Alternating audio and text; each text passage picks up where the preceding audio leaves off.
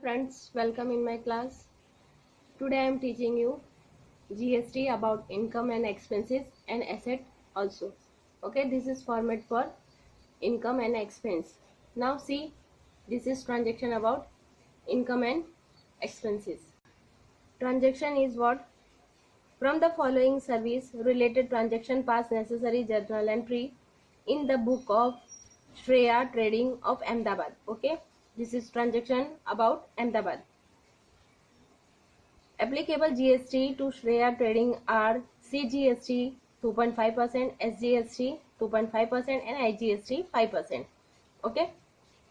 2019 January 1st transport expense paid by check. Okay, this is expense. So always all expenses debit and income credit. So this is expense. Transport expense account debit to paid by check, so to bank, but here we will pay GST, so this is expense. So input CGST because in this interest rate, input CGST debit, input SGST debit. Amount कैसे find out करना है? 2.5%. Okay, so 1800 into 2.5%, so amount is 45 rupees and SGST also 45 rupees. So finally paid by check, it means to bank account 1890 rupees. Okay, next 4th of January courier expense paid by cheque ₹300. देखो यहाँ भी mention नहीं किया हुआ है कि Ahmedabad state में ही है या बाहर है. अगर कोई भी इंफॉर्मेशन गिवन नहीं हो देन आपको कौन सा ट्रांजेक्शन समझना है? Intra state. ठीक है, तो courier expense, again expense account debit, so courier expense account debit, input CGST debit, input SGST debit, 3000 amount into 2.5% 75 rupees, again into 2.5%, so 75 rupees. Finally amount is to cash, क्योंकि यहाँ पे check या bank कुछ लिखा नहीं है. Okay, अगर लिखा हो by cheque, so to bank account, amount is 3150 rupees.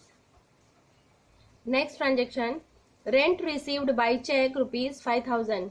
This is receive, this is our income, so income always credited.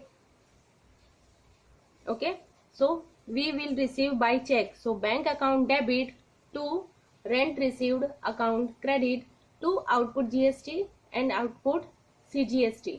Okay, जब भी हम कोई एक्सपेंस पेड कर रहे हैं, इट मीन्स उसके साथ हमें GST पे कर रहा है, so this is our expense also. और जब भी हम रिसीव कर रहे हैं कोई अमाउंट, तो रिसीव कर रहे हैं तब हम CGST पे नहीं करते. ठीक है, जो हमें अमाउंट पे करता है, इट मीन्स जो हमें अमाउंट पे कर रहा है वो पेड करेगा. So for receivable amount this is our income. So rent received account credit, output CGST account credit to output SGST 2.5%. 5000 amount है रेंट का, into 2.5%, so 125, again 125. So finally we received, it means bank account debit 5250 rupees. Okay, next transaction, carriage inward paid by check 8000 to the transport company having registered office Mumbai. देखो यहाँ पे mention आपको किया हुआ है कहाँ का ट्रांजेक्शन है? मुंबई का. It means inter state. Okay, so IGST यहाँ पे हम पे करेंगे. This is again our expense. So expense account debit, carriage inward account debit, input IGST account debit to paid by cheque लिखा है इसलिए to bank account credit. Amount is 8000. यहाँ पे हम 2.5% पेड नहीं करेंगे, बट 5% है IGST, तो 5% IGST 400. So finally amount is 8400. Okay, so your total amount is 13650 rupees. Clear?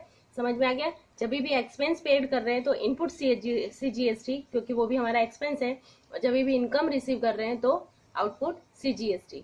Clear?